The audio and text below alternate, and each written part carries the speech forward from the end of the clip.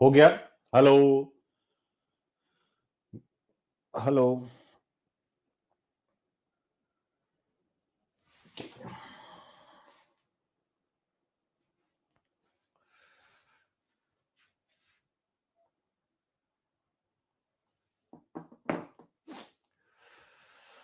Hello everyone, नमस्कार। स्वागत है आप सभी का इस सेशन में, जो है बड़ा खास। और खास किस लिए है? क्योंकि यूनियन पब्लिक सर्विस कमीशन ने 2025 के प्रीलिम्स का नोटिफिकेशन आउट कर दिया। आप सबने पढ़ लिया है, मैंने सभी ग्रुप्स में देख लिया है।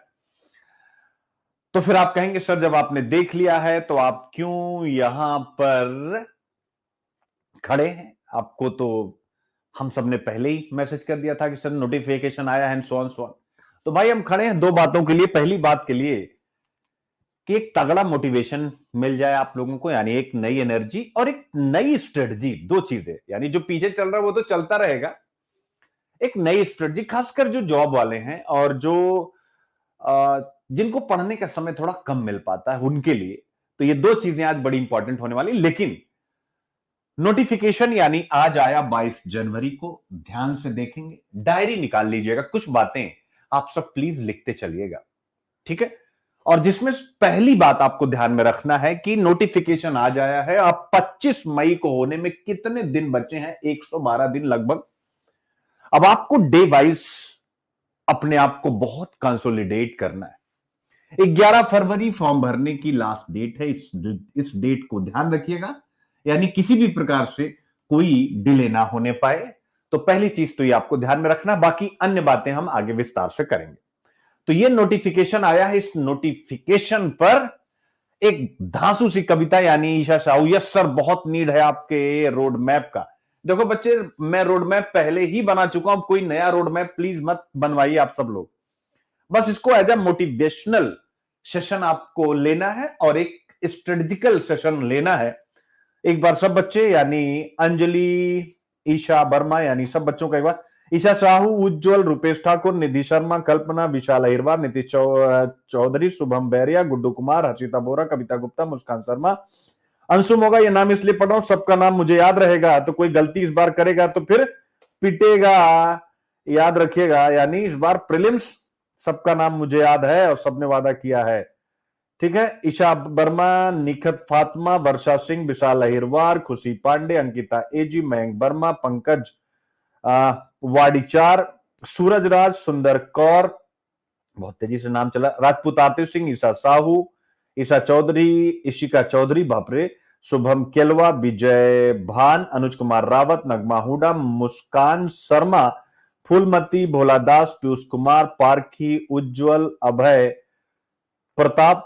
तब तक एक डायरी या एक व्हाइट पेज निकालिए। अंजनी चौहान, छवि चौहान, श्लोक पांडे, दीपिका शर्मा, अंजलि यू, और सर्वेश, अंशिका मिश्रा, राहुल रीवा, तहसीन फातिमा, सुमन भारती, शिवांगी गिरी, पीयूष कुमार, भारत, हाँ ठीक है, पंकज, कंचन गुप्ता, फूलमती, भोला दास, और ये बहुत सारे बच्चे अब, ठीक है, जिनका रह गया है वो हम लोग अब बाद में आपका नाम लेंगे, ठीक है? चलिए, अनमोल कुमार, ठीक है बेटा। तो सबसे पहले आज प्रीलिम्स का नोटिफिकेशन है। एक कविता आप सबके सामने रखूं जिससे कि आप थोड़ा सा अपने आप को मोटिवेट पाएं, और मोटिवेट पाने के बाद, सॉरी, मोटिवेशन पाने के बाद फिर आप सब अपने मन की बातें कहें और मैं अपने मन की बातें कहूं।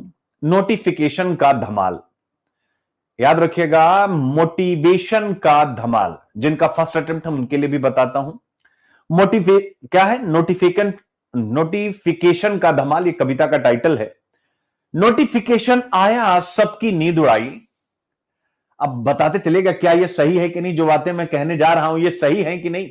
नोटिफिकेशन आया, सबकी नींद उड़ाई, पढ़ने वालों के दिल में नई आग लगाई। नोटिफिकेशन आया, सबकी नींद उड़ाई, पढ़ने वालों के दिल में नई आग लगाई। नई आग लगाई कि नहीं लगाई, स्वयं बताइए। नई आग लग गई है कि नहीं लग गई है? तो फिर से नोटिफिकेशन आया, सबकी नींद उड़ाई, पढ़ने वालों के दिल में नई आग लगाई। 25 मई की तारीख जो देखी, सपने बड़े बड़े, आंखों में टेढ़ी मेढ़ी। 25 मई की तारीख जो देखी, सपने बड़े बड़े, आंखों में टेढ़ी मेढ़ी। टेढ़ी मेढ़ी है क्योंकि रास्ता थोड़ा कठिन है।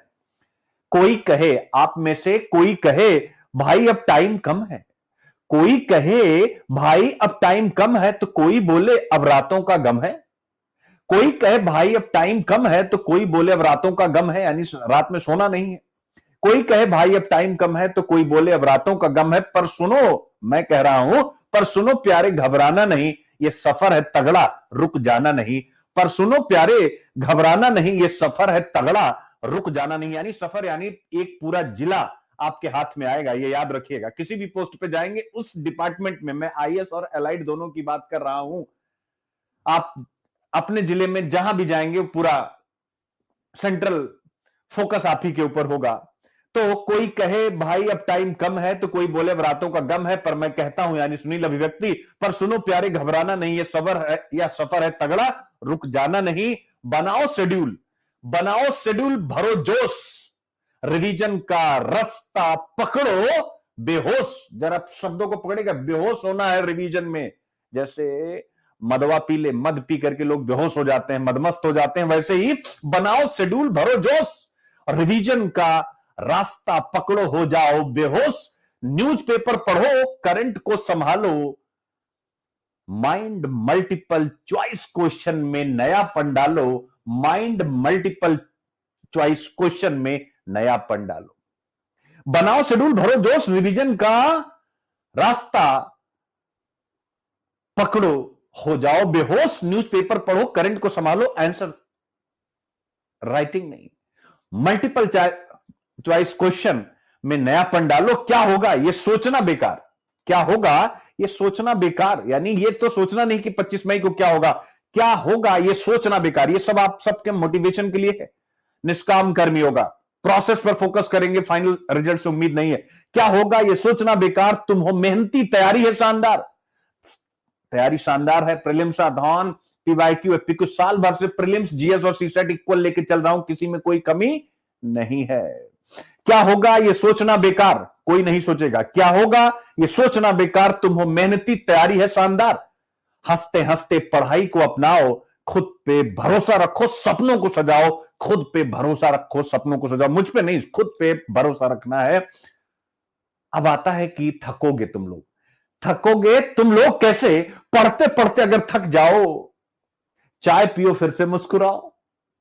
पढ़ते पढ़ते थक जाओ, चाय पियो फिर से मुस्कुराओ।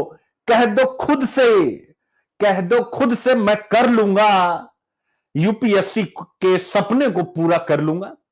यानी पढ़ते पढ़ते, एक बार फिर से कहना चाहूंगा कि पढ़ते पढ़ते अगर थक जाओ, चाय पियो फिर से मुस्कुराओ।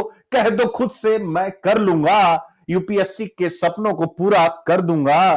तो उठो जागो, विवेकानंद साहब की पंक्तियों को मैंने थोड़ा सा आईक्यू वाईपी का रंग देते हुए ले लिया है। तो उठो जागो, तैयारी करो, नोटिफिकेशन का मजा भी भरो, ये सफर है बड़ा, हौसला ना गिराना, टॉपर्स की लिस्ट में नाम चमकाना, टॉपर्स की लिस्ट में नाम चमकाना। तो यानी स्वामी विवेकानंद जी की पंक्तियों को कविता में मैंने डाल दिया। तो उठो जागो, तैयारी करो, नोटिफिकेशन का मजा भी भरो, ये सफर है बड़ा, हौसला न गिराना, टॉपर्स की लिस्ट में नाम चमकाना, टॉपर्स की लिस्ट में नाम चमकाना। तो मैंने क्या बोला, टॉपर्स की लिस्ट में नाम आपको चमकाना है और चमकाना है, दोनों चीज। चमकाना मतलब जब यूपीएससी निकाले, और चमकाना मतलब जब आप ऑब्वियस है सिलेक्ट होंगे तो चमक जाएंगे। तो क्या रहा, यानी इस एक छोटी सी कविता के द्वारा मैंने कोशिश की है कि जो आपको अब आने वाले समय में करना है, कितना समय है आपके पास, ठीक है। अब आगे हम आए 25 मई 2025 यूपीएससी प्रीलिम्स, 112 दिन आपके पास बचे हुए, 22 जनवरी से 25 मई, जरा ध्यान से देखिएगा।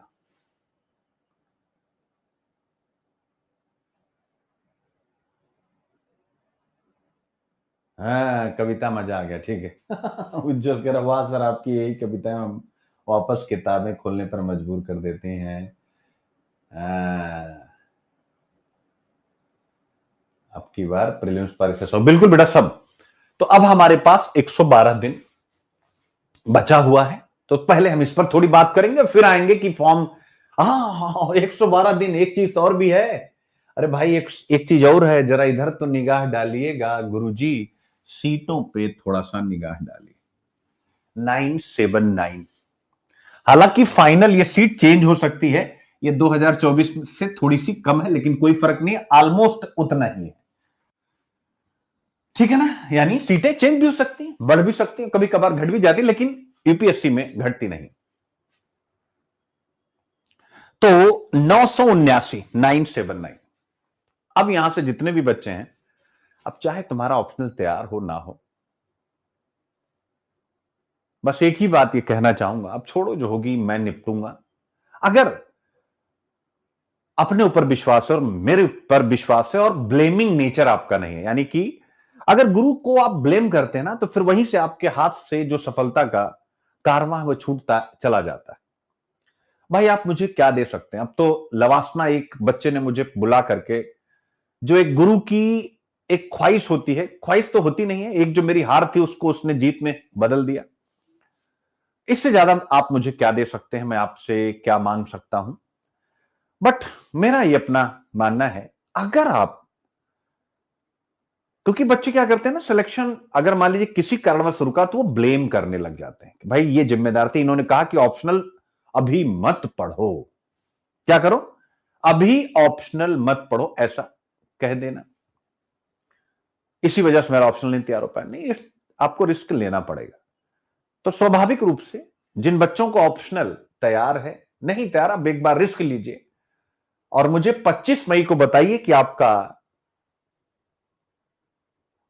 प्री हो रहा है, और मैं मुश्किल से 10, हिंदी का तो कोई चिंता, 10 दिन के अंदर सारा ऑप्शनल आपको, जो भी आपको ऑप्शनल होगा, मेरे जो भी बच्चे हों, चाहे आईक्यू आईपी में, मैंने पहले कहा कि अपने प्लेटफॉर्म के बच्चों को इस बार मैं मुख्य परीक्षा में गाइडेंस विशेष रूप से दूंगा। उसके पीछे कोई रीजन नहीं, उसके पीछे रीजन है क्योंकि कॉपी इतने बच्चों की चेक हो नहीं पाती, वो चीटिंग हो जाती है, और मैं इस चीज को एक्सेप्ट कर लेता हूं कि वो इतने ढेर सारे बच्चे मुझसे पढ़े नहीं, उनके अपने आंसर होते हैं, मैं उसमें परिवर्तन डालता हूं, बच्चों को पसंद आता है नहीं आता है, चूंकि ऑब्वियस है। तो मेरा अपना मानना है, अब जितने भी हो प्लेटफॉर्म पे किसी भी रूप में, अब छोड़ दो मुख्य परीक्षा, जो सॉरी ऑप्शनल जो होगा देखी जाएगी, क्योंकि अब समय नहीं रहेगा, फरवरी, मार्च, अप्रैल और मई। तो मैंने आप लोगों को एक स्ट्रेटजी दी थी कि जनवरी में हम 70% और 30% का रेशियो लेंगे, फरवरी में 80-20 करेंगे, और मार्च में 90-10 करेंगे, अप्रैल और मई टोटल प्रीलिम्स पढ़ेंगे। तो जिनका ऑप्शनल बहुत इश्यू है वो थोड़ा इस स्ट्रेटजी पे चल सकते हैं, लेकिन जिनका 60% से ऊपर तैयार है, उन्होंने कहीं पढ़ा है, आप बिल्कुल स्किप कर दीजिए। हाँ, हफ्ते में 10 दिन में सुबह से शाम एक दिन ऑप्शनल का रखिएगा, हफ्ते में 10 दिन में एक दिन पूरा ऑप्शनल का। जब आप बोर हो जाए प्रीलिम्स पढ़ते पढ़ते, तो भाई चल यार अब आज के दिन, इससे क्या होगा, आपका मूड चेंज हो जाएगा, मूड फ्रेश हो जाएगा। जैसे आप घूमना पसंद करते हैं, सिनेमा देखना, वैसे ही 7 दिन एक रूटीन, एक दिन ऑप्शनल का सिनेमा, सिंपल सी बात है।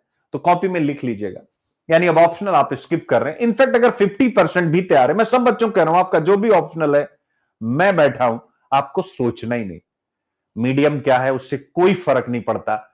हर एक पेपर में, वो पीएसआईआर हो, वो वट एवर ज्योग्राफी हो, उसमें भी मैं मेंटोरशिप दूंगा, ये मेरी गारंटी है। ठीक है, क्योंकि इस बार मेरे पास ज्योग्राफी वगैरह के ऑप्शनल के, देखिए होता क्या, अब इस बार थोड़े अच्छे बच्चे आ गए जो पीछे मेंस लिख चुके हैं, तो उनको उनके साथ एक टीम अप करके अब बना लेंगे। ठीक है, इंग्लिश मीडियम के बच्चे हैं वो लोग, बाजीराम के, मतलब ठीक है। तो अब यहां से पहली चीज मैंने आपको लिखा है कि आप सबको फ्री हो जाना है ऑप्शनल के साथ। 10 दिन में एक दिन सुबह से रात जितना भी समय आप पढ़ते हैं एंजॉय करेंगे पूरा ऑप्शनल। तो आप ऐसे देखते हैं 10 दिन में, तो कुल मिलाकर के 112 दिन बचता है। तो आप देख सकते हैं कम से कम 11 दिन आप इस स्ट्रेटजी को हल्के मत लीजिएगा। 10 दिन में अगर आप एक दिन पढ़ते हैं ऑप्शनल, 11 दिन हुआ कि नहीं? और अगर आप 10 घंटे पढ़ते हैं तो 110 घंटे हो गया कि नहीं हो गया ऑप्शनल का? आप विचार कीजिए। चलिए आप कहेंगे सर अप्रैल मई में कौन पढ़ता, हटा दीजिए, 55 घंटे कर देता हूं, आधा कर देता हूं, मैं तो राउंड फिगर लेके चलता हूं। तो 55 घंटे आप ऑप्शनल पढ़ रहे हैं, सोचने का तरीका नया होना चाहिए, और वही सोचने का नया तरीका आपके सामने मैंने रखा। ठीक है। अंशिका कह रही कि सर मेरा तैयार नहीं है हिंदी में, बस पीटी पर काम कर रही हूं। कोई बात नहीं, करो बेटा, मदद की जाएगी। अगर तैयार ही नहीं है, अगर मैं अभी कह दूं अंशिका, जैसे और भी किसी बच्चे ने कहा उनका फर्स्ट अटेम्प्ट है और ऑप्शनल नहीं तैयार है, अच्छा एक चीज बताओ, या तो आप अटेम्प्ट मत दो, मैं तो एक ही बात कहता हूं भाई, अगर आपका ऑप्शनल नहीं तैयार है तो अटेम्प्ट मत दो। लेकिन अगर आपने ठान लिया आपने देना है, तो अब आप दो, और फिर वो हम लोग मैनेज करेंगे, हो जाएगा मैनेज। पहले के जमाने में अलग था, अब एआई का जमाना है, अब बहुत इजी है कंटेंट को मैनेज करना। यानी आप सबने बहुत पढ़ा होगा, बहुत कुछ जाना होगा, एआई फीड पर काम करता है। ऐसे में जो स्किल्ड लोग हैं, पॉइंट को पकड़िएगा, जो स्किल्ड लोग हैं उनके लिए ये एआई आर्टिफिशियल इंटेलिजेंस वरदान बन के आया है। लेकिन जो स्किल्ड नहीं है उनके लिए ये किसी काम का नहीं है। ये मैं नहीं कह रहा हूं, आप यूट्यूब पर ना जाने कितने जो टेक्नीशियंस हैं, जो टेक्नो में विशेषज्ञता रखते हैं, वो अमेरिका के, ब्रिटेन के, उन सब का इंटरव्यू आप पढ़िए, यही लाइन निकल करके आएगी कि ये है तो हमें लग रहा है कि एआई आ गया है, लेकिन इसका जो एक लेवल है उसको यूज करने का, इसको वही यूज कर पाएगा जो स्किल्ड होगा। ठीक है। जैसे अमेरिका का किसान आर्टिफिशियल इंटेलिजेंस का अपनी फार्मिंग में इस्तेमाल कर पाएगा, क्या भारत का किसान कर पाएगा? आपसे पूछना चाहता हूं मैं। अमेरिका का किसान कर पाएगा, क्या इंडिया का किसान एआई का इस्तेमाल कर पाएगा? चलिए बोलिए, आप सब किसान परिवार से, आप कहेंगे कि नहीं सर ऐसा नहीं हो पाएगा। तो बस इसीलिए मैं कह रहा हूं कि अब मुझे तो लगता है कि इस समय जो भी, मैं नहीं कह रहा हूं कि आप मेरी बात माने, यानी mentorship is the best thing इस समय। किसी बच्चे को इस समय केवल मेंटर एक पकड़ लेना चाहिए, कोई भी हो, मैं अपनी बात अभी बिल्कुल नहीं कर रहा हूं, न्यूट्रल होकर बात कर रहा हूं। एक मेंटर इस समय आपके लिए आवश्यक है, और वो मेंटर थोड़ा सा ऑब्वियस सक्षम होना चाहिए हर एक। और विश्वास करें, आप सिलेक्शन तक जाएंगे, आपको रेगुलर ये क्लासेस का सर पे बोझ लेने की जरूरत ही नहीं। क्लासेस का बोझ लेने की जरूरत ही नहीं भाई, इतना लंबा कंटेंट लेके करेंगे क्या? जब मैं कबीर का रहस्यवाद मुश्किल से 200 शब्दों में आपको रटा सकता हूं, इतना लंबा कंटेंट क्यों पढ़ेंगे? तो पहली चीज तो मैंने बताया कि 112 दिन बचे हैं, जिसमें से अगर आप 55 घंटे ऑप्शनल का निकाल दें तो भी आपका रिवीजन हो गया। और जिनका नहीं तैयार है, कम से कम 1 राउंड लेक्चर हो गया। यानी एक बार तो आपने कम से कम 55 घंटे में, ज्यादा नहीं 55 टॉपिक तो पढ़ ही सकते हैं।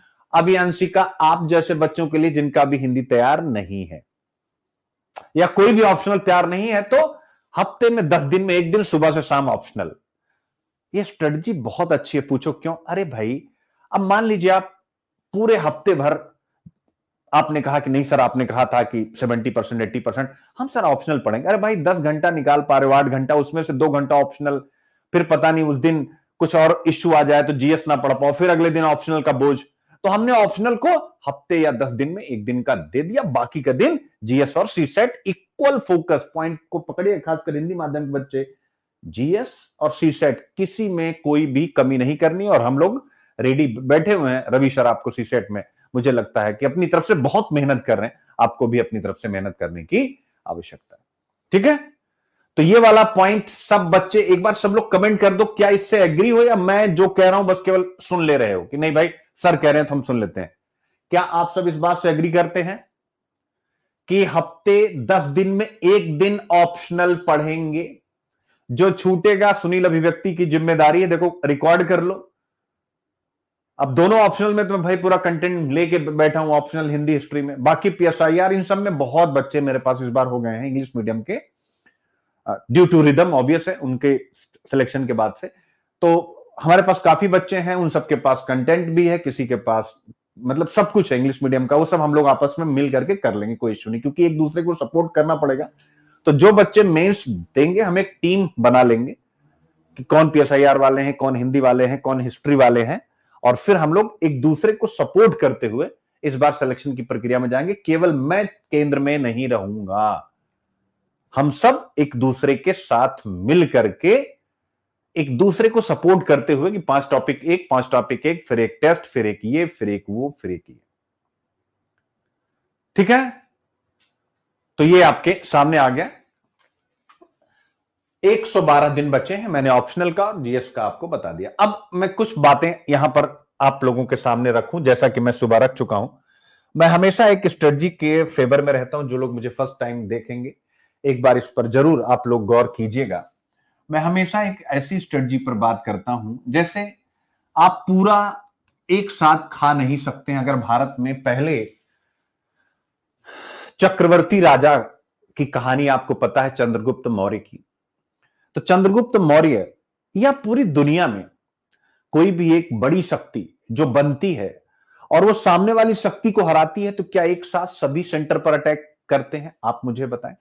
जितने भी युद्ध आपने देखे हो, सुने हो, प्राचीन काल से आज तक के, क्या इजराइल हमास में हुआ तो पूरे फिलिस्तीन में इजराइल ने हमला कर दिया?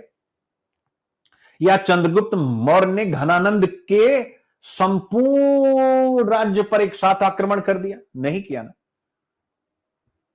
बोलते जाइए आप।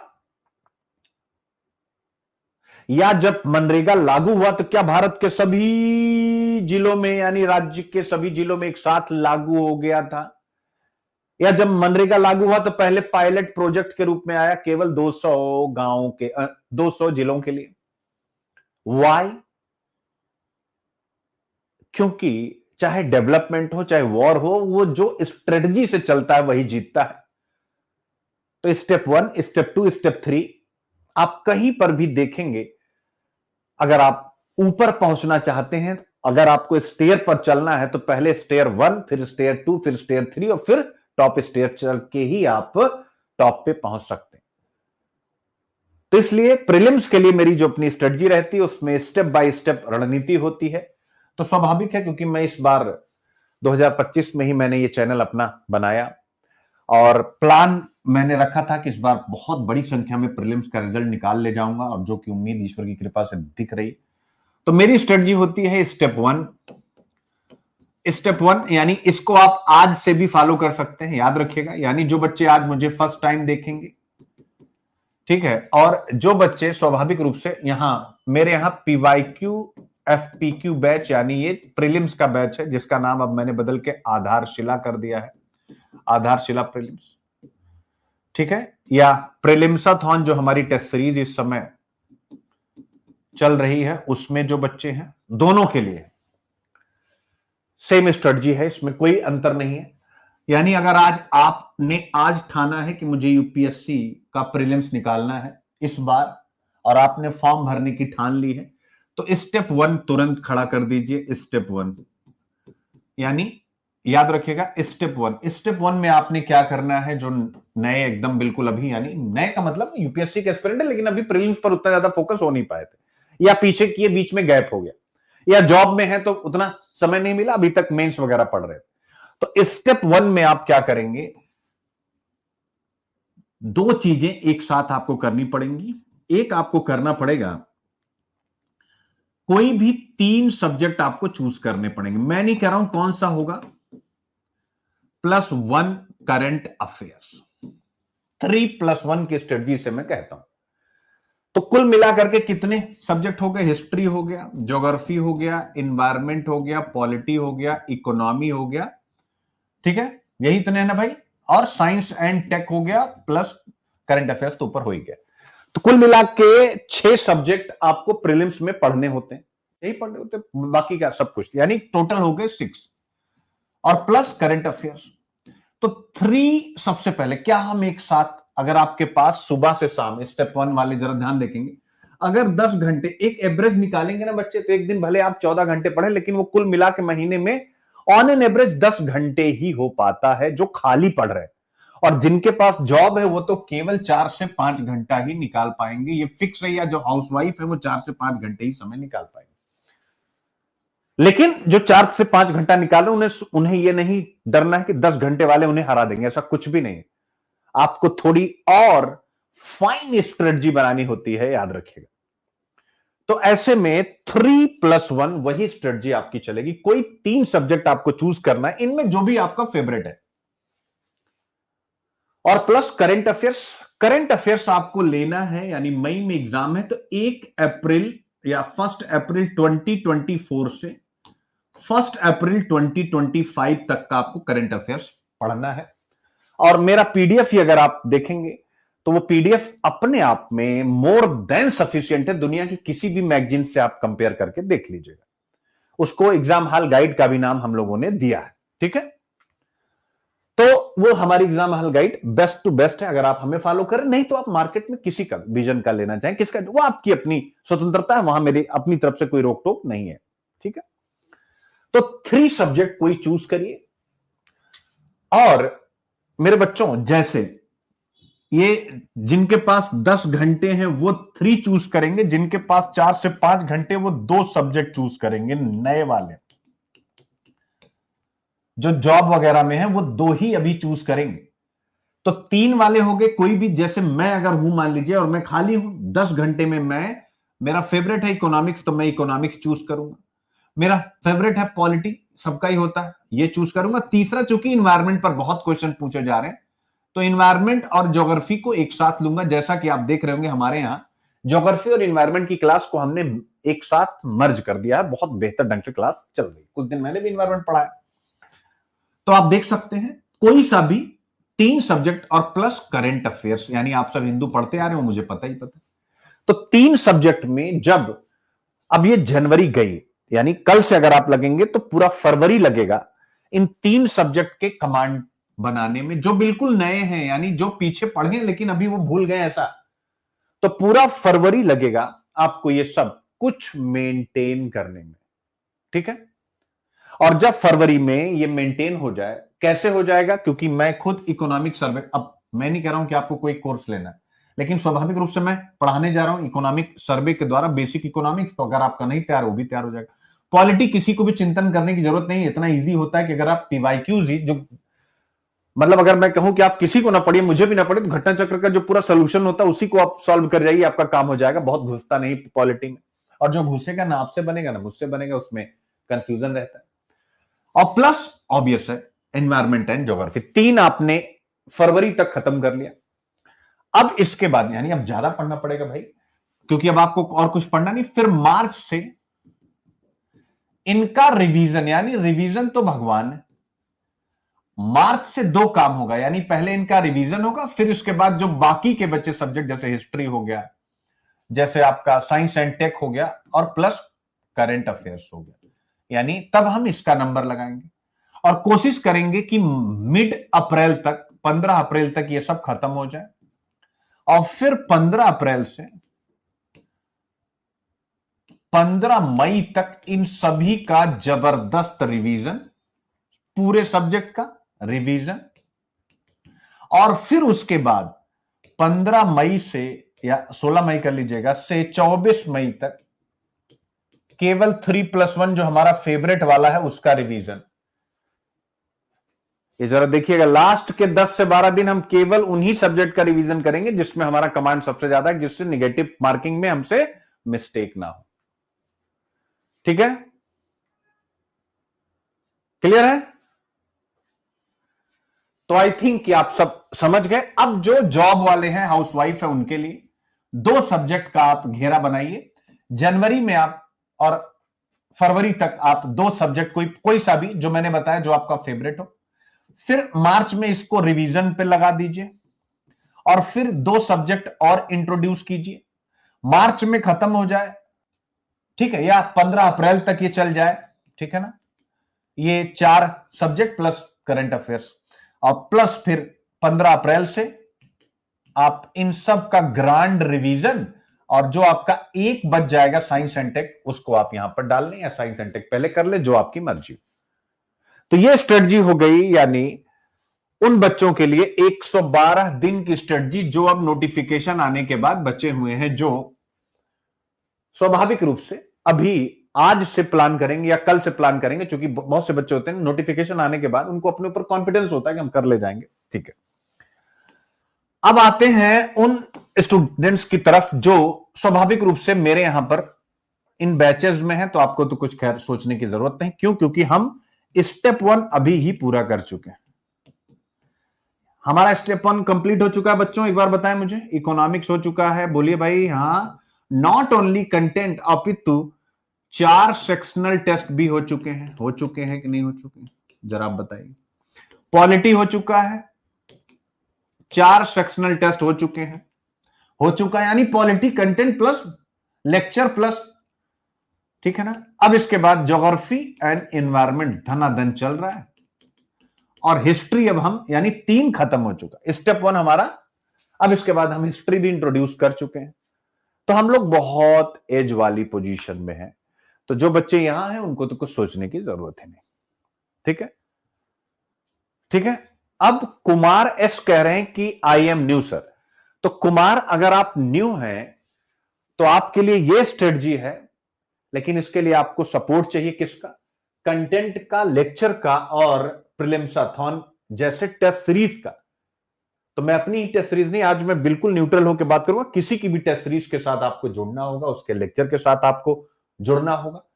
अदरवाइज स्वयं मैं सबसे कहना चाहता हूं, क्या आपका आपका डिसिप्लिन बना रह पाएगा कंटिन्यू डेली, कि आप टेस्ट सीरीज भी दे रहे हैं, आप पढ़ भी रहे हैं, आप रिवाइज भी कर रहे हैं?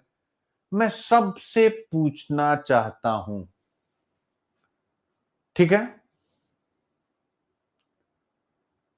मयंक बेटा, ऐसे ही करना पड़ेगा, अब जितना पढ़ा रहा हूं उतना ही, इससे ज्यादा मेरे सर पर बोझ ला दोगे ना, तुम खुद भी आप लोग डूबोगे, मैं भी डूब जाऊंगा, ठीक है। डिमांड उतनी ही हो जितनी मैं पूरी कर सकूं, यह हमेशा याद रखिएगा। सभी बच्चों से कह रहा हूं मैं, किसी एक बच्चे को नहीं, डिमांड उतनी ही होनी चाहिए बच्चे जो पूरी हो सके। झूठे वादे करना फिर पूरा ना कर पाना। आप सोचो, मैं भी इंसान हूं, कितना काम मैं करता हूं, क्योंकि जो भी बच्चे एडमिशन लेते हैं हर सब्जेक्ट सर आप ही से पढ़ना, ये भी तो एक इश्यू है ना। आप बताइए मुझे, ठीक है। चलिए, तो ये चीजें आपके सामने आ गई मेरे प्यारे बच्चों, ठीक है। पॉइंट इसके लिए, अब जैसे एक बच्चे ने कहा कि सर हम अभी बिल्कुल न्यूज, तो आप सीधा इसमें आ जाइए मेरे बच्चे, बिना कुछ सोचे समझे, यानी आप हमारे इस बैच को ज्वाइन कर लीजिए, प्रीलिम्साथॉन, आधारशिला, ये सब, ठीक है, ये सब ऑफर में है। और आप आज ऑफर करेंगे तो आगे क्लास नहीं, आगे जो क्लास चलेगी, जैसे इकोनॉमिक सर्वे 31 को आने जा रहा है, बजट आने जा रहा है, तो मैं डिटेल पूरा इकोनॉमिक्स फिर से बेसिक पढ़ाऊंगा, वो तो अलग चीज है। लेकिन आपको आते ही पीछे की सारी क्लासेस, सारे नोट्स मिल जाएंगे, और आप बेहतर ढंग से अपनी तैयारी को कम समय में पूरा कर पाएंगे। उसके साथ प्रीलिम्स के लिए हमारे 2 ग्रुप हैं, प्रीलिम्साथॉन के अगर टेस्ट सीरीज में आते हैं, जिसमें मैं डेली आप सबके साथ डाउट सॉल्व में सुबह से शाम बना रहता हूं। तो यही स्ट्रेटजी आपको फॉलो करनी है। अब एक बार कोई भी बच्चा जो इस वाले पैटर्न पे हो, या जो बिल्कुल आज से तैयारी करेगा, कोई डाउट किसी के भी मन में हो तो वो मुझे बता सकता।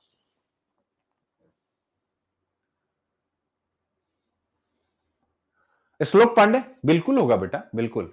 लेकिन 13-14 घंटे हम कहते तो हैं कि निकालेंगे, लेकिन वो क्वालिटी वाले निकलते नहीं, क्वालिटी वाले निकालने हैं, ठीक है ना।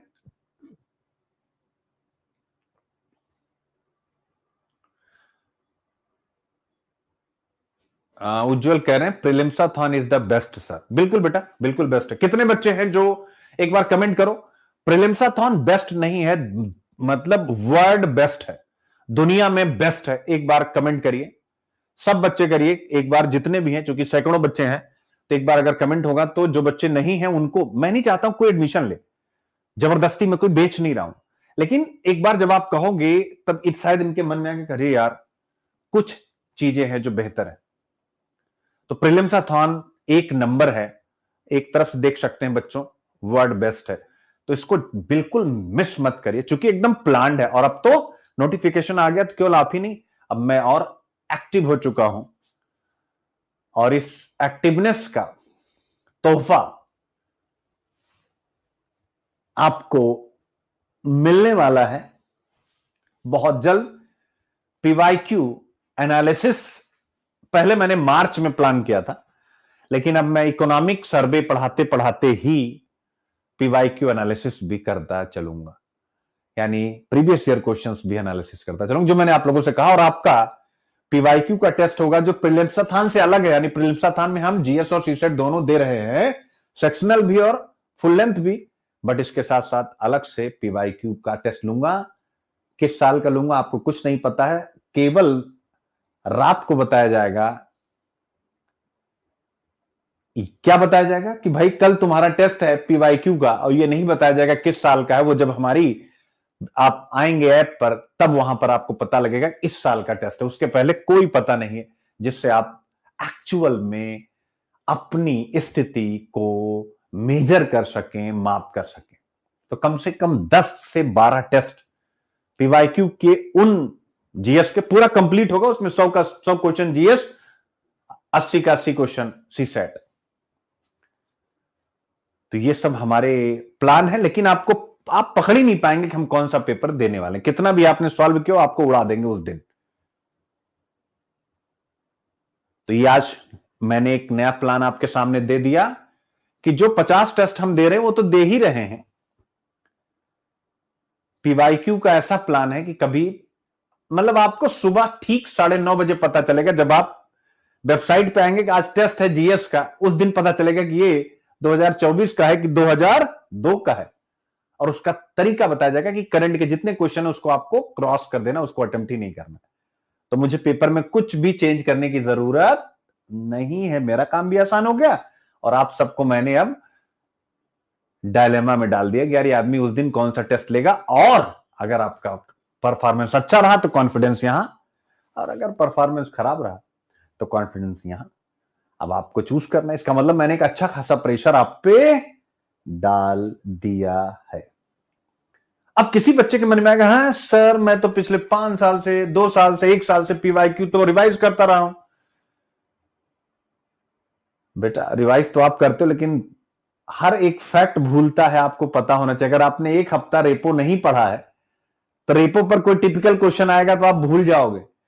अगर आपने 1 हफ्ता हिस्ट्री में लोथल नहीं पढ़ा, लोथल पर कोई क्वेश्चन, डॉकयार्ड गोदीबाड़ा तो आपको पता है, लेकिन लोथल पर और कोई चीज पूछेगा आप भूल जाओगे। ये हमेशा याद रखिएगा। इसलिए ये जो मैं लेने जा रहा हूं ना पीवाईक्यू वाला टेस्ट, ये आपके होश उड़ा देगा। आप समझ रहे हो? ये जो मैं अपना प्रीलिम्साथॉन, उससे बेस्ट होगा मेरा ये पीवाईक्यू। यानी प्रीलिम्साथॉन तो आप लोग खुद ही कह रहे हैं वर्ड बेस्ट है। तो मैं जैसे ही पेपर, ये सब मेरे दिमाग के, ये सब मैं पहले भी डिस्कस कर चुका हूं बच्चों की मैं पीवाईक्यू कराऊंगा, लेकिन वो कैसे कराऊंगा अब आपके सामने मैंने आज ओपन कर दिया नोटिफिकेशन आने के बाद। और ये इजीली होगा क्योंकि हमने तो पेपर ही अपलोड करना। सीसेट का पता नहीं कौन से साल का अपलोड कर देंगे, आपको कुछ पता ही नहीं। और तब होगा रियल टेस्ट। सुनील अभिव्यक्ति, दुनिया में किसी की भी टेस्ट सीरीज से रियल टेस्ट हो नहीं सकता। रियल टेस्ट होता है यूपीएससी के क्वेश्चन से, लेकिन यूपीएससी के क्वेश्चन को लेने का तरीका यह नया आपके सामने मैंने रख दिया। तो अब पूरी पिक्चर क्लियर हो चुकी है। अब अटैक मार दीजिए, और मोटिवेशन की जरूरत नहीं है। अब 25 मई इटसेल्फ अपने आप में मोटिवेशन है। सब लोग अपने अपना डीपीयूपी में यही 25 मई डाल दो, 25 मई, और डाल दो 979 में एक मेरी है। और मेरे प्यारे बच्चों, ये जो 9 है ना, ये जो 9 है ना, पता नहीं क्यों, मुझे नहीं पता है कि क्या सही होगा नहीं होगा। ये 9 और 9 से मैंने भेदा है, यानी 9 को ही मैं इस पृथ्वी पर अवतरित हुआ हूं, और 9 को ही देख सकते हैं आप। सीट कितनी है? 979, 9 यानी मेरा लकी नंबर 9999। देख सकते हैं, यानी एक तरफ एक 9, एक तरफ एक 9, बीच में। इसका मतलब इस बार सिक्का चलेगा मेरे बच्चों का, और उनके माध्यम से उन बच्चों के गिलहरी रूपी इस गुरु का। यानी मेरा तो रोल छोटा सा ही ऑब्वियस है, मैं हमेशा मानता हूं। एक समय आ जाएगा ना, मैं किसी बच्चे का जिक्र भी नहीं करूंगा कि यार ये मेरा बच्चा। मैं बोलना भी नहीं चाहता हूं, कभी कभी बड़ी शर्मिंदगी लगती है, लेकिन वो तब हो पाएगा भी। एक ही 2 हो रहे, जब 20-25, जैसे 2025 में मुझे उम्मीद है कि अच्छे खासे बच्चे निकालूंगा, तो फिर ऐसे ही फोटो लगा दूंगा बस कि ये सब मेरे हैं, ठीक है। और अब तो खैर अब बुलाने की आवश्यकता भी नहीं बच्चों, चूंकि कंज्यूमर कोर्ट, सॉरी, जो उपभोक्ता शिकायत सिस्टम डेवलप किया गया है, उसमें है कि किसी भी कोचिंग से कोई बच्चा पास हो रहा है तो उसको प्रूफ देना पड़ेगा। तो भाई अपने पास तो सारे प्रूफ होते हैं, तो हमें कोई इश्यू नहीं। अब तो किसी को बुलाने की भी जरूरत नहीं। भाई ये देखो हमारे इस बैच के थे, इस बैच के थे, इस बैच के थे, इनका हो गया, बात खत्म। तो ये चीज बड़ा अच्छा कर दिया है सरकार की तरफ से कि कम से कम जो बच्चों के पीछे भागने वाला नहीं होता कि अरे यार अब इसका हो गया, ये बोलेगा नहीं बोलेगा, वो कम से कम खत्म हो गया। भाई हाँ हमारे यहाँ पढ़ा है, ये है, किसी को आपत्ति है कोर्ट में जाइए, और मतलब उपभोक्ता फोरम में जाइए और चीजों को ठीक कर लीजिए। जब भी आपने देखा होगा कितनी कोचिंगों पर 7-7 लाख 8-8 लाख का जुर्माना लगा है फर्जी रिजल्ट दिखाने का, लगा है कि नहीं लगा? आपको सबका नाम पता होगा, ठीक है। तो 979 मेरे प्यारे बच्चे आप यहां से देख सकते हैं और यहां से चीजें स्टार्ट है।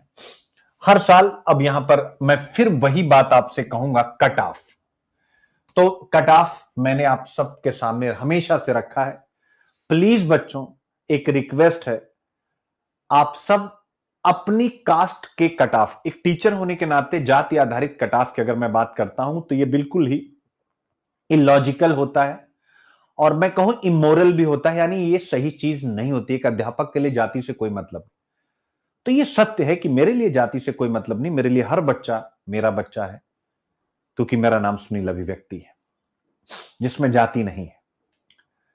लेकिन जब आप देखें पूरे देश में एक माहौल बना हुआ, जाति जनगणना होनी चाहिए, वाई, जिससे कि सभी जाति का एक स्टेटस पता लग सके, आज वो इकोनॉमिकली सोशली कहां खड़े हुए हैं, ठीक है। तो हम भी सबसे पहला जो टारगेट होगा, यानी यहां पर भी दो टारगेट होगा कट ऑफ, कि प्रीलिम्स पढ़ते समय हमें अपनी अपनी कैटेगरी को ध्यान में रखना है, यानी फिजिकली हैंडीकैप कैटेगरी 1 2 3 5, एसटी में है, एससी में है, ओबीसी में, डब्ल्यूएस में, जनरल में। जैसे मान लीजिए मैं एसटी कैटेगरी का बच्चा हूं, अब मुझे पता है कि ये पूरा एवरेज ये दिखा रहा है कि मेरा प्रीलिम्स या मैं एसटी से हूं, मेरा इतने से हो जा रहा है, तो हम क्यों इतने के लिए प्रयास करें? ध्यान से समझिएगा, ये बात विवादित भी हो सकती है, लेकिन आप सब बताएंगे क्या मैं लॉजिकल हूं कि नहीं हूं। सिंपल है। तो मेरा कहने का मतलब है कि फर्स्ट स्टेप सब लोग अपनी कैटेगरी में प्रीलिम्स का पाला छूने की कोशिश करें। अब पाला छूने के बाद रैंक लगाने वाला इसमें कुछ है नहीं, जुड़ता है नहीं, तो पहले पाला छूइए और उसके बाद फिर जो है 2-4 क्वेश्चन 8 क्वेश्चन ऊपर मार दीजिए, जिससे आप रिलैक्स रह सके। तो क्या यह सही स्ट्रेटजी है कि नहीं बच्चों? एक बार सब बच्चे एक तरफ से बताए, जिसकी जो भी कैटेगरी है। मैंने पहले भी बात की है, अरे भाई जब सिस्टम है तो हम उसका यूज क्यों ना करें? अब कोई बच्चा अब फिजिकली हैंडीकैप है, इन कैटेगरी में है, इतने क्वेश्चन पढ़ रहा है, वो क्यों सारा विषय पढ़ रहा है? क्यों नहीं वो इकोनॉमिक्स चाट जाए? फिजिकली हैंडीकैप जितने बच्चे हैं, आप मुझसे इकोनॉमिक्स पढ़ रहे हैं, मेरे भी बच्चे हैं कई, इकोनॉमिक्स पढ़ रहे हैं आप मुझसे, पॉलिटी आप मुझसे पढ़ रहे हैं, आप किसी से पढ़ सकते हैं, प्लस करंट अफेयर्स प्रीलिम्स आप निकाल गए। प्रीलिम्स निकल गया कि नहीं निकल गया, तो क्यों सारा का सारा लेके डूबे हुए हैं? फर्स्ट स्टेप में सब रट डालिए, बाकी कॉन्फिडेंस के लिए सेकंड थर्ड सब्जेक्ट भी पढ़िए, किसने मना किया?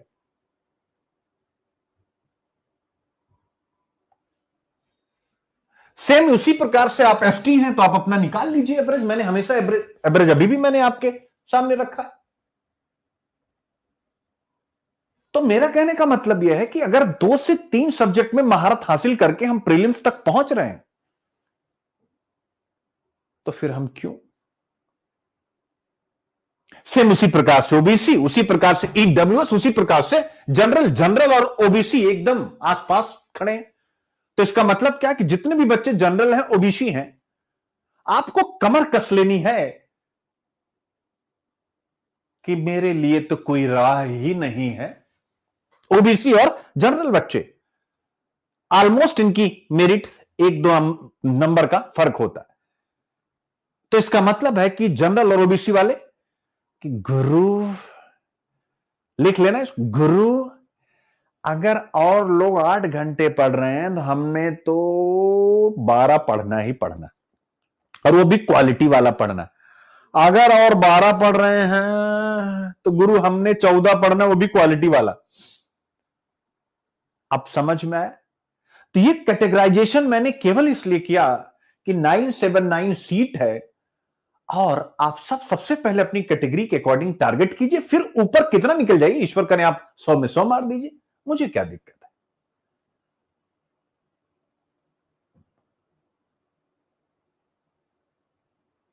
Point is clear? तो ये आपको ध्यान में देखना, चूंकि प्रीलिम्स का नंबर ये तो स्क्रीनिंग है, मेंस में जुड़ता नहीं है, तो क्या ही मतलब इसमें टॉप करने का। पहला टारगेट पाला छूना, दूसरा टारगेट होता है कि आप 10 क्वेश्चन ऊपर मार दीजिए अपने दोस्तों बताने के लिए मेरा इतना हुआ था। तो ये मैं स्क्रीन से हट रहा हूं, कट ऑफ आप लोग स्क्रीनशॉट ले सकते हैं, 3 साल से ही आप कट ऑफ निकाल सकते हैं, उसके लिए 50 साल की जरूरत नहीं होती। ठीक है, तो ऐसी परिस्थिति में मेरे प्यारे बच्चों अब आपको क्या करना है, ठीक है। और एक चीज है, आपस में हमने कभी ये जो जाति के आधार पर जो आरक्षण मिला, हमें आपस में इसको लेकर के नेगेटिव डिस्कशन नहीं करना चाहिए, पॉजिटिव करना चाहिए, लेकिन नेगेटिव नहीं। नेगेटिव इन द सेंस क्या, अरे यार हमको इतना पढ़ना उनको इतना, देखो भाई जो सिस्टम में है अब आपको उसको एक्सेप्ट करके उसके साथ चलना है। जो चीज हम बदल नहीं सकते उस पर सर खपा के क्या फायदा है, स्वयं विचार कीजिए आप।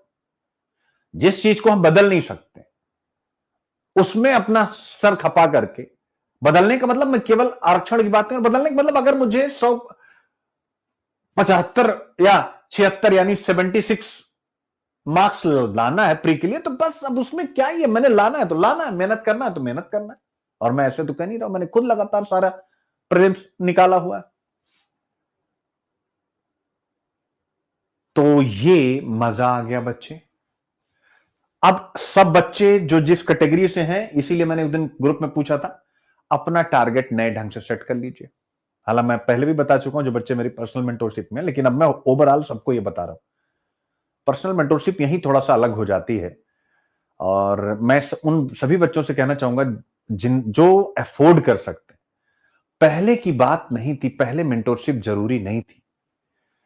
अब मैं कहता हूं कि आप कॉलेज पढ़ते रहिए और आपको कोचिंग करने की जरूरत ही नहीं, यानी जो आप 2.5-3-4 लाख रुपया राजेंद्र नगर की बड़ी कोचिंगों में खर्चा करते हैं, मुखर्जी नगर की एक कोचिंग में यानी भाई उन्हीं के सबसे ज्यादा बच्चे आते हैं, उतना पैसा खर्च अब जरूरत नहीं है।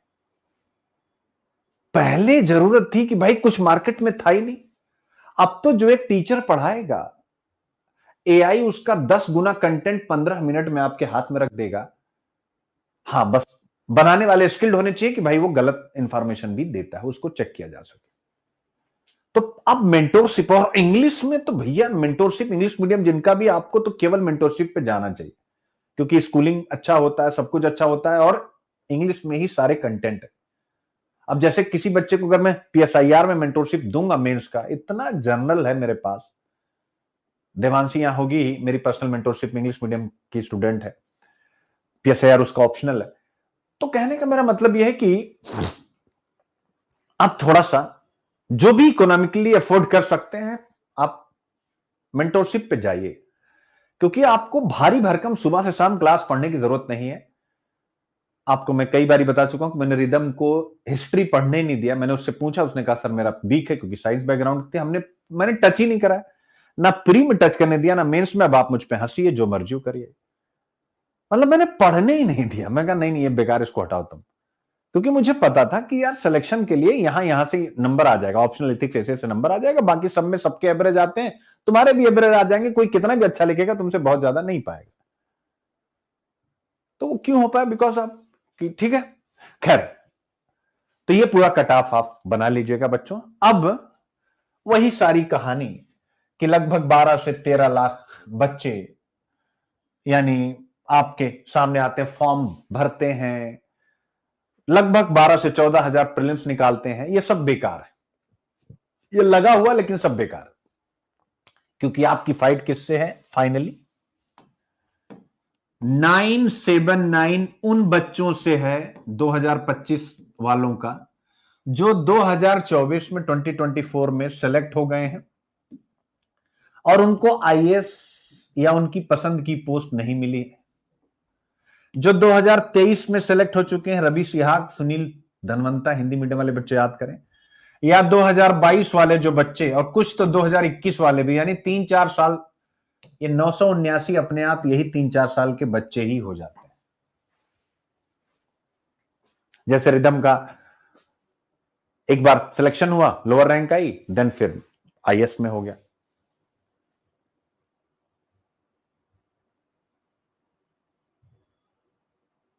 रूपांजलि जो मर्जी हो कर दो तुम, ठीक है ना, अभी अभी मुझे तुम मैसेज कर देना, ठीक है ना, कोई दिक्कत नहीं है, जो मर्जी हो छोड़ देना, जैसे मर्जी करना वो मैं संभाल लूंगा, उसमें कहीं कोई इशू नहीं, ठीक है।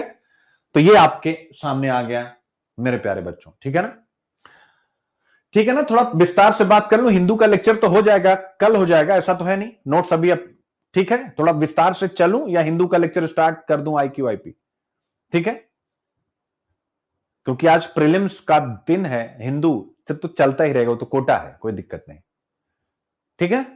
आप लोग बताएं, थोड़ा विस्तार से चलूं जिससे कि एकदम आज रात की जब निद्रा लें तो सुबह उठते ही एकदम दौड़ पड़े।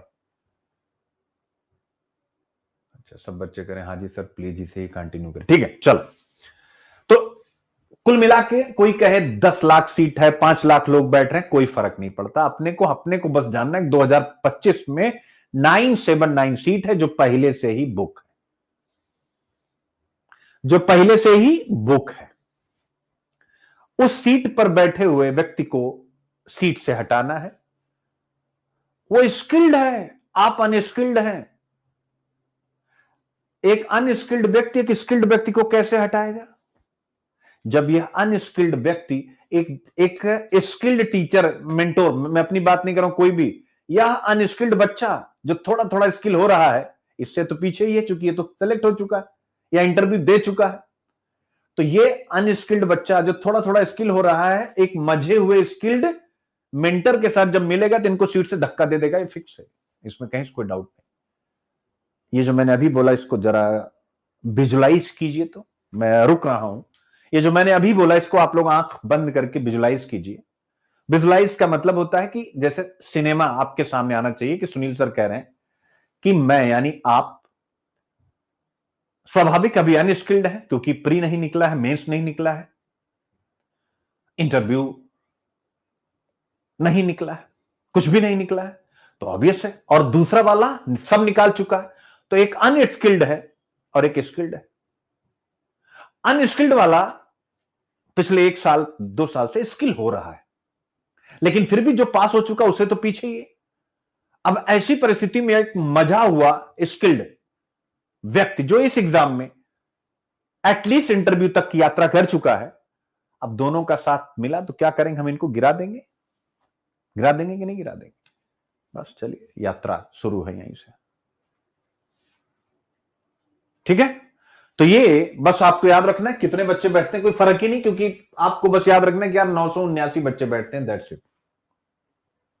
कितने बच्चे बैठते हैं एक बार सब लोग कमेंट करो, कितने बच्चे बैठते हैं?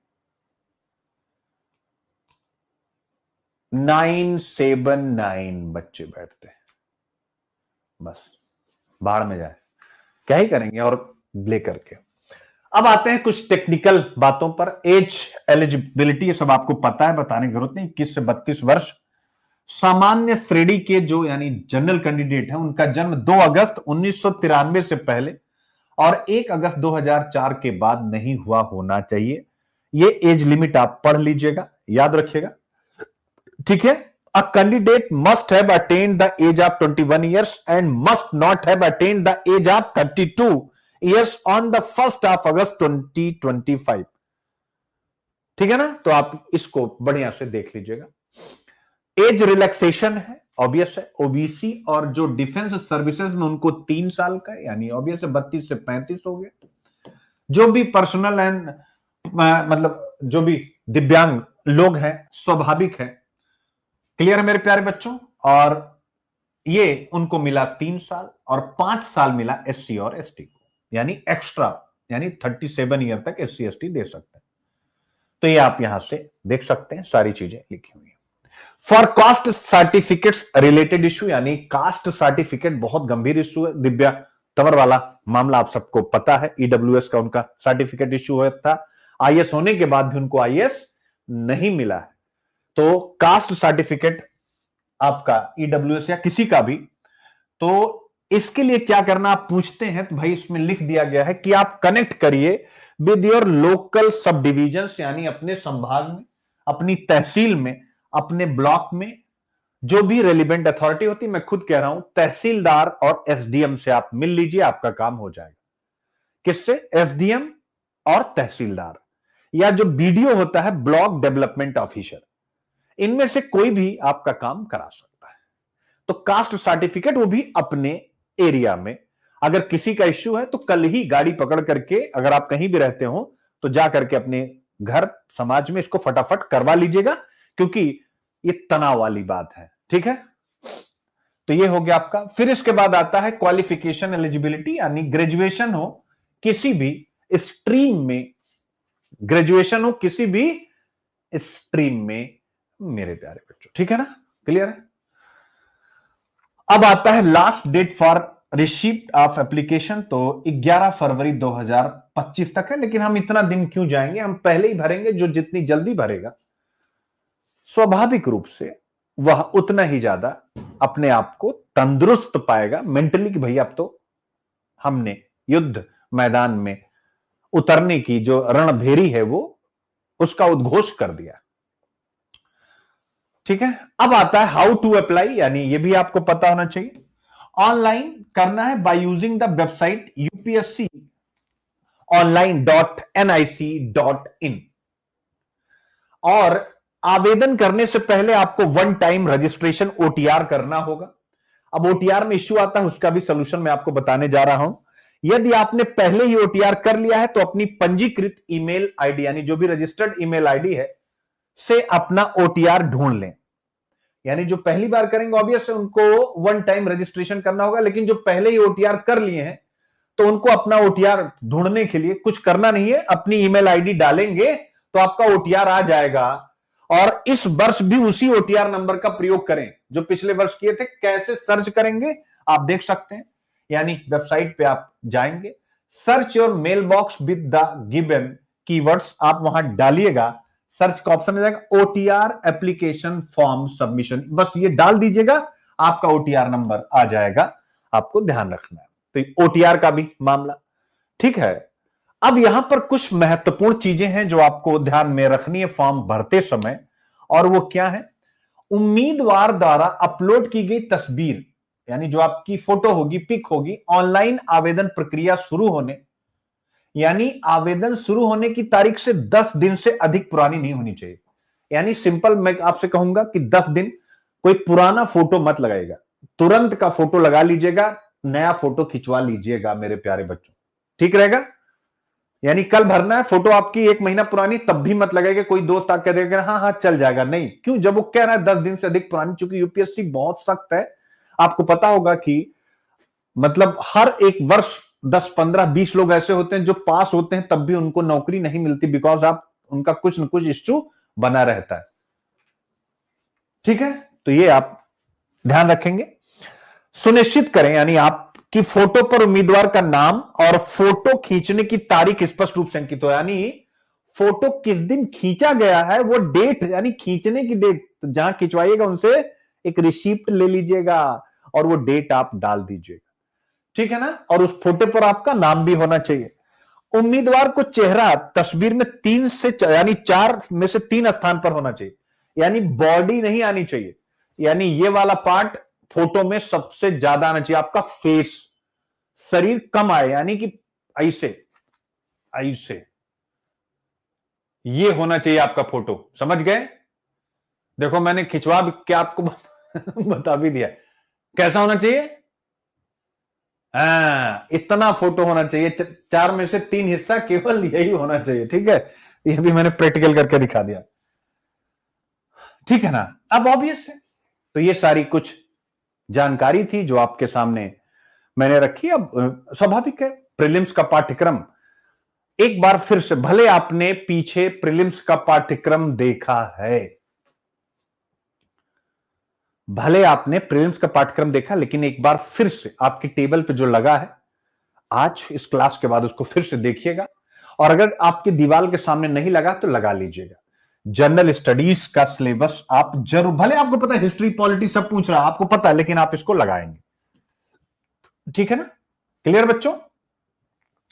यानी 2 घंटे में आपको क्या क्या, 1 2, ठीक है, ये आपको फिर से एक बार लगा लेना है। देखो होता क्या है ना कि जैसे हम पूजा पाठ करते हैं किसी भी धर्म में, कोई भी धार्मिक क्रिया हम करते हैं तो चंदन लगाते हैं। जैसे हिंदू धर्म की अगर मैं बात करूं तो क्यों लगाते हैं? चंदन के बिना क्या आप ईश्वर को याद नहीं कर पाएंगे? या हाथ में हम मौली बांधते, क्या मौली के बिना कुछ अधूरा रह जाएगा? हमको तो ईश्वर को याद करना है। संतों ने कहा है कि मन चंगा तो कठौती में गंगा, लेकिन फिर भी लोग गंगा में जाके डुबकी क्यों लगाते हैं? जबकि गंगा का ही पानी ऑब्वियस है, यमुना का ही पानी हमारे घरों में आ रहा है। बिकॉज आप एक रिचुअल, वो रिचुअल हमें हमारी संस्कृति, हमारे रूट, हमारी परंपरा से जोड़ता है और हमें अंदर से स्ट्रांग बनाता है। आप कभी भी देखिए, जब आप रिचुअल का पालन करते होंगे तो अंदर से बड़ी ताकत महसूस होती होगी। क्या मैं सही कह रहा हूं कि नहीं कह रहा हूं? कोई सा भी रिचुअल, शादी विवाह में जब आप खूब काम करते होंगे, कभी पत्तल वगैरह उठाया? जैसे पांत में लोग खाते हैं गांव वगैरह में, तो आपने पत्तल उठाया? मैंने तो बहुत ही उठाया। बहुत उठाने का मतलब अभी तक उठा, अब तो आना जाना हो नहीं पाता उतना, क्योंकि बच्चे बड़े हो गए, उनकी पढ़ाई लिखाई सब कुछ, तो अब अदरवाइज आज के 5 साल 6 साल पहले तक की बात मैं बता रहा हूं कि मेरे गांव में जो भी घर में परिवार में किसी न किसी प्रकार का कुछ न कुछ आयोजन होता ही रहता है, सुख और दुख दोनों ही परिस्थितियों में, यानी विवाह हुआ या किसी का, तो उसमें गांव के लोग जो होते हैं वो खाना खाने आते हैं, शादी के पहले भी बाद भी, इस टाइप की चीजें या कोई फंक्शन, तो उसमें पत्ते पर खाते हैं। और वो पत्ता स्वाभाविक रूप से उनको, उस पत्ते को उठाने वाले लोग गांव में होते हैं, लेकिन मैं हमेशा सबका पत्ता उठाता। इसलिए नहीं कि मैं अच्छा हूं या मैं अच्छा बनना चाहता हूं, वो रिचुअल है। उठाने के बाद इतना अंदर से सुकून मिलता है कि मैं क्या ही बताऊं। जबकि मेरे भाई आ जाते थे सब छोटे, नहीं नहीं भैया आप नहीं, लेकिन मजा आता है। तो बस यही रिचुअल है। अगर आप कोशिश करें तो जो आपने लिखा हुआ है उसको फाड़ के और सामान्य धन हाथ से लिख करके चिपका दीजिए। आप देखिएगा कल आपके एटीट्यूड में एक नए प्रकार का चेंज आएगा। हम ताबीज क्यों पहनते हैं? क्या वो ताबीज हमारी पर्सनालिटी को, यानी हमारा शरीर तो हार्मोन से चल रहा है, हमारा शरीर तो न्यूरॉन से चल रहा है, वो ताबीज क्या करेगी हमारे हार्मोन्स में? आप मुझे बताइए। हमारे न्यूरॉन्स में उस ताबीज की क्या वैल्यू है जो लोग पहनते हैं? ट्रस्ट है वो। और जीवन केवल तर्क से नहीं चलता है, जीवन विश्वास से भी चलता है। तो इसलिए आप सब इसको हाथ से लिख करके चिपका दीजिए। आप देखिए आपके एटीट्यूड में कितना बड़ा चेंज आ जाएगा। और रंगीन और सी सेट, ठीक है ना? और सी सेट की क्लासेस पिछले 7 महीनों से हमारे यहां चल रही है। 7 नहीं, 5 महीनों से। सोचिए, हमने सी सेट खत्म करके रिवीजन कराना स्टार्ट कर दिया है, जो हिंदी मीडियम की सबसे बड़ी समस्या थी। केवल कॉम्प्रिहेंशन रह रहा है, तो मैंने पहले कह दिया इकोनॉमिक्स हम 1 अप्रैल से कॉम्प्रिहेंशन स्टार्ट करेंगे, यानी क्योंकि मैं ही पढ़ाता हूं तो कोई इसमें इश्यू नहीं। बाकी तो सीसेट को भी सेम वैसे ही लिख लेना और दोनों पर इक्वल फोकस करना है, क्योंकि सीसेट में गए तो फिर क्या ही बचेगा। मैं कह रहे हैं सर कास्ट सर्टिफिकेट को एक बार बता दीजिए, एससी वालों को क्या करना है, सेंटर का बनवाना है क्या? अभी ऑब्वियस है भाई, क्यों नहीं बनवाना? सेंटर की सर्विस है और सेंटर का आप नहीं बनवाएंगे? बिल्कुल बनवाना है भाई। अभी तो मान लीजिए कोई डॉक्यूमेंट लेगा नहीं, लेकिन अगर आपने एससी डाल दिया है मयंक, तो क्या होगा? मेंस के टाइम पे तो आपको सब सबमिट करना पड़ेगा ना। अभी तो कुछ भी नहीं, अभी तो आप कुछ भी डाल दीजिए, जो मर्जी हो डाल दीजिए, अभी तो आपको कोई इश्यू नहीं है। फॉर्म अभी आप लोग भर दीजिए चतुराई के साथ कि भाई जो आप अरेंज कर सकें फ्यूचर में। ठीक है बेटा, क्लियर हो गया? मयंक वर्मा,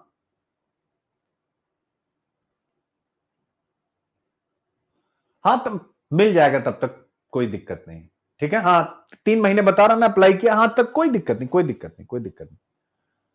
बिल्कुल बिल्कुल।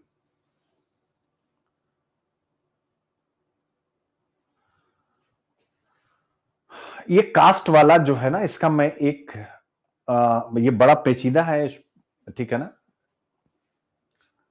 ठीक है, ठीक है, ठीक है। अभी आप लोग समझ रहे हैं, बाकी जो होगा पर्सनल मुझे आप मैसेज कर दीजिएगा। तो हमारे स्टूडेंट भी हैं, दोस्त भी हैं एसडीएम वगैरह, तो उनको मैं भेज करके आपको सब बता दूंगा, उसकी चिंता नहीं, मैंने बहुत से बच्चों को बताया। ठीक है, आप मुझे भेज दीजिएगा, तो हमारे मित्र लोग हैं उनसे मैं पता कर लेता हूं, 2 मिनट लगता है, ठीक है।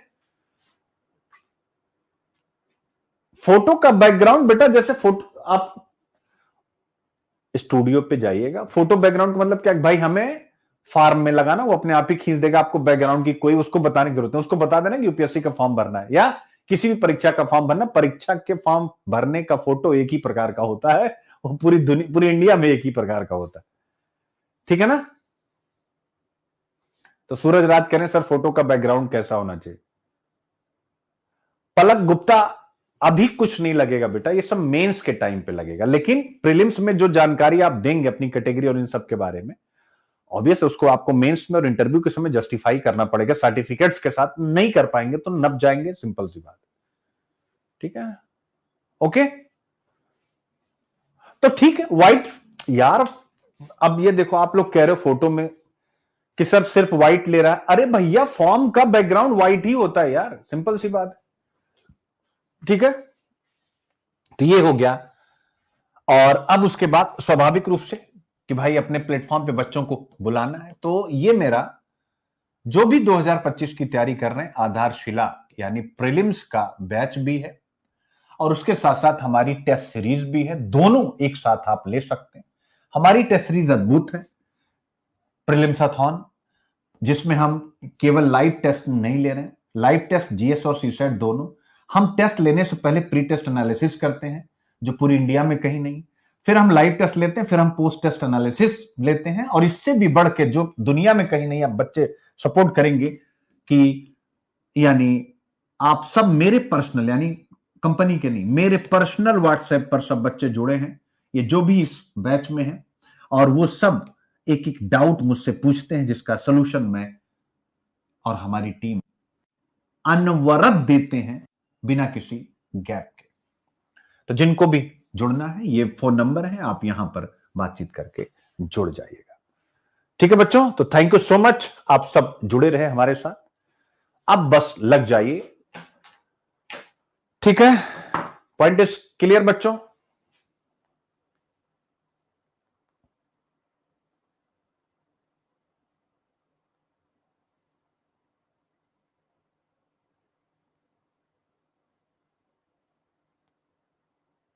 है